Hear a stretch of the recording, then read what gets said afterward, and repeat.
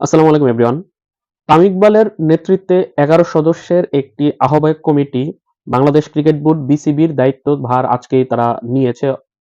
আজকের পর থেকে আগামী ৩ মাসের মধ্যেই এই আহ্বায়ক কমিটির নেতৃত্বে নতুন করে বিসিবি নির্বাচন অনুষ্ঠিত হবে। অর্থাৎ গত অক্টোবরে যেই বিসিবি নির্বাচনটা অনুষ্ঠিত হয়েছিল সেটির আর কোনো বৈধতা থাকছে না। কারণ বাংলাদেশ ক্রিকেট বোর্ড বিসিবির এই কমিটিকে ভেঙে দিয়েছে জাতীয় ক্রীড়া পরিষদ এনএসি। কারণ তারা আমরা সকলেই জানি যে বিসিবির ওই নির্বাচন কেন্দ্র করে কিন্তু অনেক জটিলতা তৈরি হয়েছিল। তামিম ইকবাল সহ বিসিবির সাবেক কিছু পরিচালক এবং সেখানে অনেক ক্রীড়া সংগঠকরা কিন্তু অবৈধ বিসিবি বলে আখ্যায়িত করেছিল আমিনুল ইসলাম বুলবুলের বিসিবিকে। তারপর থেকে কিন্তু বিসিবি এবং ক্লাব সংগঠকদের মধ্যে কিন্তু একটা দ্বন্দ্ব আমরা দেখতে পেয়েছিলাম, যেটার জের ধরে কিন্তু যে একটা স্বাধীন তদন্ত কমিটি গঠন করেছিল জাতীয় ক্রীড়া পরিষদ, তাদের রিপোর্ট চলে এসেছে এবং তাদের রিপোর্ট আসার আগে এবং পরে মিলে মোট একে একে ৭ জন বিসিবি পরিচালক, অর্থাৎ সাবেক ৭ জন বিসিবি পরিচালক যখন পদত্যাগ করে, তারপর থেকে কিন্তু এনএসসি এখন সিদ্ধান্ত নেয়, আজকে বিকালে সিদ্ধান্ত নেয় যে তারা এই বোর্ডটাকে ভেঙে দেওয়ার, এবং সেই বোর্ড ভেঙে তারা একটা ১১ সদস্যের আহ্বায়ক কমিটি গঠন করেছে, যেটার নেতৃত্বে থাকছে তামিম ইকবাল, সাথে আর ১০ জন রয়েছে। তারা কারা সেটা তো বলবোই, আপনারা হয়তো অনেকে জেনে গেছেন, তবে আমি বিস্তারিত নামের পাশাপাশি তাদের নামের পেছনে তাদের যোগ্যতা বা বাকি কিছু নিয়ে এই ভিডিওতে কথা বলবো। তামিম ইকবাল সহ সাবেক ৩ জন ক্রিকেটার রয়েছে এই আহ্বায়ক কমিটিতে। তারা হচ্ছে তামিম ইকবাল খান, মিনহাজুল আবেদিন নান্নু এবং আতার আলী খান। এর মধ্যে তামিম ইকবাল খান তো সাবেক অধিনায়ক, এখন পর্যন্ত বোর্ডের দায়িত্ব এটাই তার প্রথম দায়িত্ব, এবং প্রথম দায়িত্বেই সে বিসিবির বলতে গেলে সভাপতি হিসেবে এখন দায়িত্ব পাচ্ছে ৩ মাসের জন্য। আহ্বায়ক কমিটির প্রধান বা আহ্বায়ক বলা চলে। তামিম ইকবাল ছাড়াও মিনহাজুল আবেদিন নান্নু, সেও একজন সাবেক অধিনায়ক, পাশাপাশি সাবেক প্রধান নির্বাচক, এবং বিসিবিতে বিভিন্ন সময়কালে কিন্তু দায়িত্ব পালন করেছে। সে এই আহ্বায়ক কমিটির সদস্য হিসেবে দায়িত্ব পালন করবে বোর্ডে, অর্থাৎ বোর্ড পরিচালক হিসেবে। এছাড়াও বোর্ড পরিচালক বা আহ্বায়ক কমিটির সদস্য হিসেবে দায়িত্ব পেয়েছে আতার আলী খান, যিনি একজন সাবেক ক্রিকেটার এবং বর্তমানে ধারাভাষ্যকার, প্লাস বাংলাদেশের সাবেক প্রধান নির্বাচক হিসেবে কিন্তু তিনি দায়িত্ব পালন করেছে। মহিলা দলের দায়িত্ব উনি ছিলেন। এর বাইরে বাকি ৮ জন সদস্যকে আমি ২টা ভাগে বিভক্ত করেছি। ৪ জন হচ্ছে যারা ক্রিকেটের বাইরে থেকে এসেছে, রাজনৈতিক ব্যাকগ্রাউন্ড পাশাপাশি তাদের নিজস্ব যোগ্যতাও রয়েছে। এর পাশাপাশি ৪ জন রয়েছে যারা ক্রীড়া সংগঠক হিসেবে বিসিবিতে সংযুক্তি পেয়েছেন।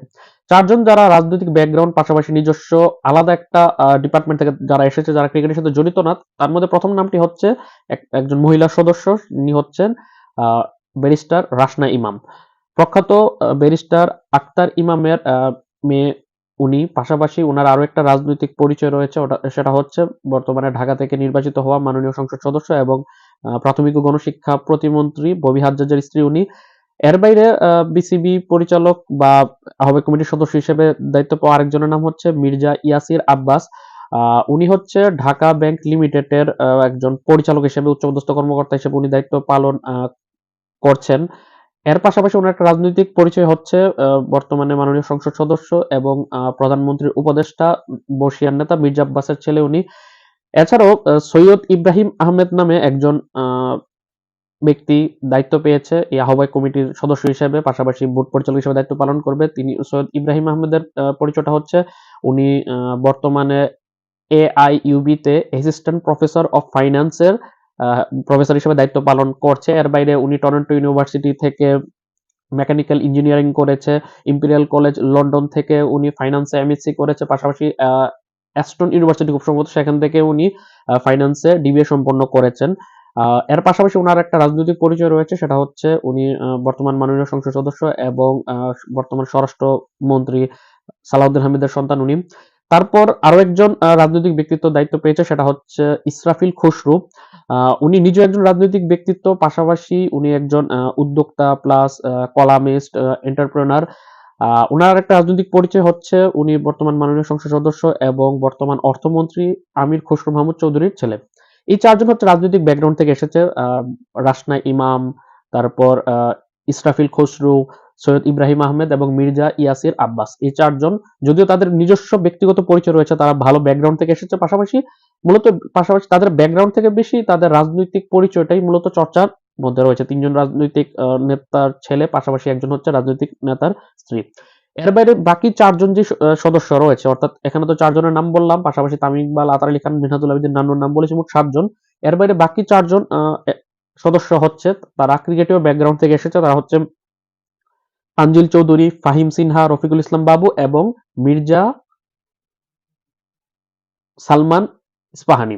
প্রথমে যদি আগে মির্জা সালমান ইস্পাহানি নিয়ে বলি, উনি মূলত বাংলাদেশের স্বনামধন্য একটি প্রতিষ্ঠান ইস্পাহানি লিমিটেডের চেয়ারম্যান। পাশাপাশি উনি ক্রীড়া সংগঠক হিসেবে কিন্তু ওনার একটা খ্যাতি রয়েছে। ক্রিকেটের সাথে বিভিন্ন সময় উনি জড়িত থেকেছে মির্জা সালমান ইস্পাহানি উনি।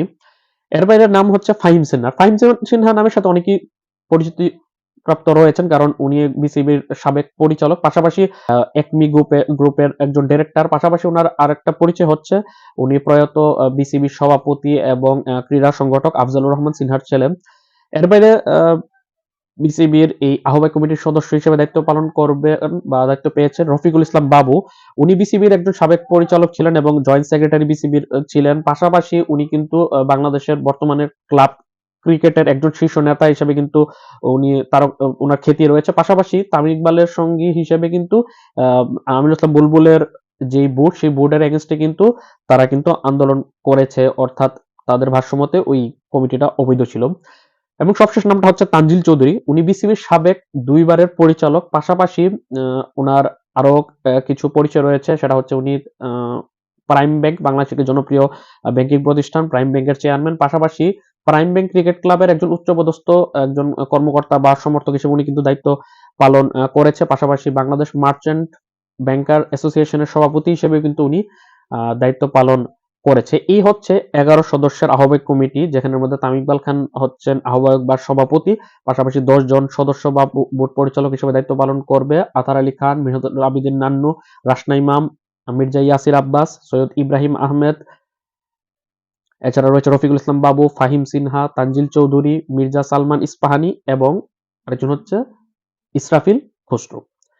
তো এই হচ্ছে তথ্য যে 11 জন আগামী 3 মাসের মধ্যে তারা এই আহ্বায়ক কমিটির নেতৃত্বে নতুন করে বিসিবি নির্বাচন অনুষ্ঠিত হবে, যেখানে পরবর্তী 3-4 বছরের জন্য নতুন বিসিবি পরিচালনা পর্ষদ নির্বাচিত করা হবে। তো তথ্যটি জেনে কিরকম লাগলো সেটা অবশ্যই কমেন্টে জানাবেন। আল্লাহ হাফেজ।